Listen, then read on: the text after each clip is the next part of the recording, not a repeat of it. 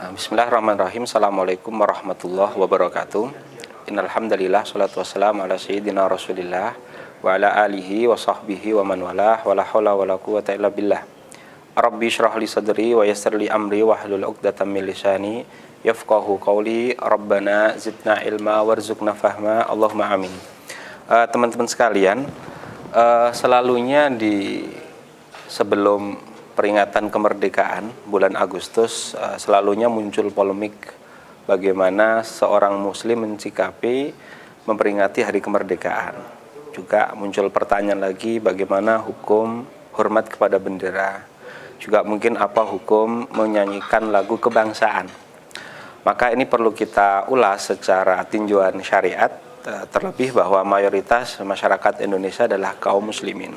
Yang pertama terkait dengan memperingati hari kemerdekaan, tentunya kita paham bahwa dalam sejarah bangsa Indonesia pernah dijajah oleh penjajah dan akhirnya dengan perjuangan para pahlawan yang kita tahu sendiri didominasi para pejuang itu adalah dari kalangan kaum muslimin. Mereka berhasil memperjuangkan kemerdekaan sehingga bangsa ini merdeka. Sehingga adanya upacara peringatan kemerdekaan itu yang pertama adalah bagian daripada mensyukuri nikmat Allah Subhanahu wa taala yang telah diberikan kepada umat Islam dengan mereka dibebaskan dari penjajahan. Para kaum muslimin sekalian, mensyukuri ataupun mengingat nikmat Allah Subhanahu wa taala itu hal yang disyariatkan di dalam agama ini. Allah Subhanahu wa taala dalam Al-Qur'an berfirman, "Qul bifadlillahi wa birahmatihi wa bidzalika falyafrahu dzalika khairum mimma yajma'un." Katakanlah, oleh sebab karunia Allah dan rahmatnya hendaknya mereka berbahagia, hendaknya mereka mengingatnya dengan bahagia. Ini menunjukkan bahwa karunia Allah Subhanahu wa taala wajib disyukuri dengan rasa bahagia dan rasa gembira. Allah Subhanahu wa taala juga beberapa kali mengingatkan Nabi Muhammad SAW untuk mengingat. Banyak sekali Allah Subhanahu wa taala memberikan pertolongan kepada beliau Nabi Muhammad SAW. Dalam ayat yang lainnya Allah Subhanahu wa taala berfirman, "Walaqad nasarakumullahu fi mawatin katsira." Sungguh Allah telah menolong kamu di banyak momen. Dalam ayat yang lainnya, "Walaqad nasarakumullahu bi Badrin."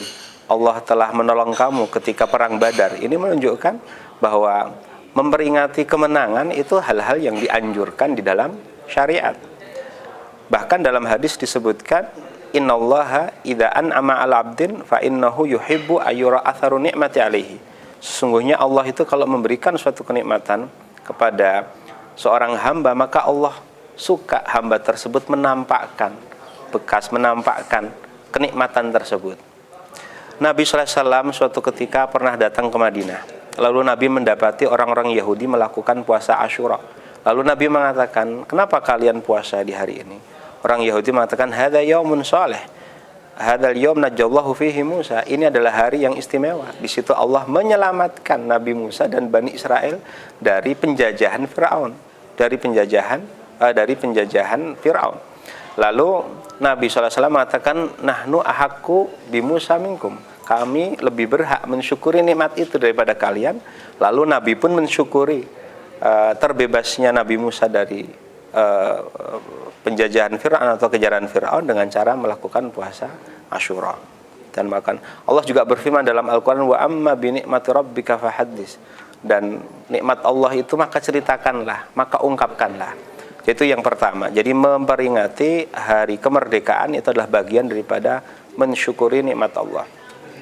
Yang kedua, memperingati hari kemerdekaan adalah bagian dari bentuk cinta terhadap tanah air. Cinta terhadap tanah air ini adalah sesuatu yang fitrah, sesuatu yang melekat pada diri seseorang. Imam Al-Ghazali mengatakan bahwa hubbul watan itu adalah ghorizatun muta'assilatun fin nufus. Bahwa cinta tanah air itu adalah sebuah fitrah yang melekat pada diri, yang membuat orang nyaman untuk tinggal di dalamnya, kangen kalau sudah lama tidak pulang kepadanya, dan membelanya ketika tanah air tersebut dihina ataupun diserang. Itu kata Imam Al-Ghazali.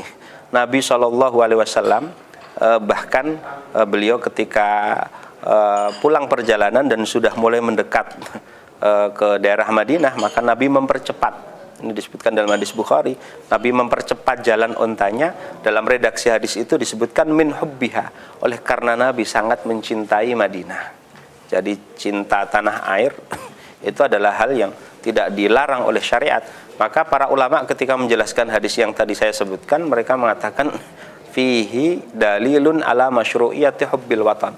Dalam hadis itu ada dalil, ada landasan disyariatkannya mencintai tanah air. Itu permasalahan pertama. Permasalahan yang kedua, sering orang menanyakan dalam rangkaian kegiatan upacara memperingati kemerdekaan kan ada yang namanya hormat kepada bendera. Sebagian meyakini bahwa hormat kepada bendera ini adalah sesuatu yang melanggar syariat, bahkan itu mengantarkan seseorang kepada perbuatan syirik. Tentunya perkataan ini tidak tepat. Kenapa? Yang pertama, alasan yang dikemukakan bahwa hormat kepada makhluk itu menyebabkan kesyirikan itu tidak tepat sama sekali. Kenapa? Karena bahkan Allah Subhanahu wa taala memerintahkan kita untuk hormat kepada makhluk, hormat kepada orang tua. Bahkan Nabi sallallahu alaihi wasallam mengatakan min taukirillahi taukiru dzi syaibatil muslim, termasuk menghormati Allah adalah menghormati orang yang sudah sepuh. Bahkan dalam fikih juga disebutkan, disunahkan ketika ada orang datang membawa mushaf, disunahkan bagi seorang muslim untuk berdiri. Berdiri itu sebagai ekspresi untuk menghormati mushaf. Bukan karena mushaf itu hanya kumpulan-kumpulan kertas yang ada coretan tintanya, tapi karena mushaf itu di situ ada kalamullah. Bahkan ketika ada orang soleh yang datang, dalam fikih juga dianjurkan kita untuk berdiri. Bukan karena zat orangnya, kalau orangnya sama dengan yang menghormati, sama-sama manusia, tapi oleh sebab kesolehan dan ilmu yang dibawanya. Pun demikian dalam kasus hormat kepada bendera. Kita hormat kepada bendera itu artinya kita mengingat dan mengapresiasi jasa para pahlawan yang mempertahankan bendera sehingga tetap tegak dan berkibar. Karena di bangsa manapun dan di peradaban manapun, bahkan sebelum Islam, yang namanya bendera itu adalah simbol kemenangan. Maka mereka mati-matian mempertahankan bendera supaya tidak jatuh ke tangan musuh. Dan itu juga yang dilakukan oleh sahabat-sahabat Nabi dalam suatu peperangan. Mereka bahkan ketika satu sahabat sudah gugur, mempertahankan bendera, diambil sahabat yang lainnya sehingga tidak jatuh ke tangan musuh. Jadi menghormati bendera bukan hanya sekedar karena benderanya, tapi karena bendera itu adalah mengingatkan kita kepada jasa para pahlawan, mengingatkan kita kepada pengorbanan para pahlawan, para ulama kita, dan para pejuang-pejuang kita. Dan itu tidak bisa dikatakan mengantarkan kepada tindakan kesyirikan. Itu. Yang selanjutnya, menyanyikan lagu kebangsaan. Menyanyikan lagu kebangsaan ini hukumnya apa? Jadi para kaum muslimin sekalian, lagu itu kalau dalam bahasa Arab itu syair. Dan itu ya perkataan. Nah, perkataan itu lama mengatakan halaluhu halal, haramu haram. Kalau yang halal ya dihukumi halal, yang haram dihukumi haram.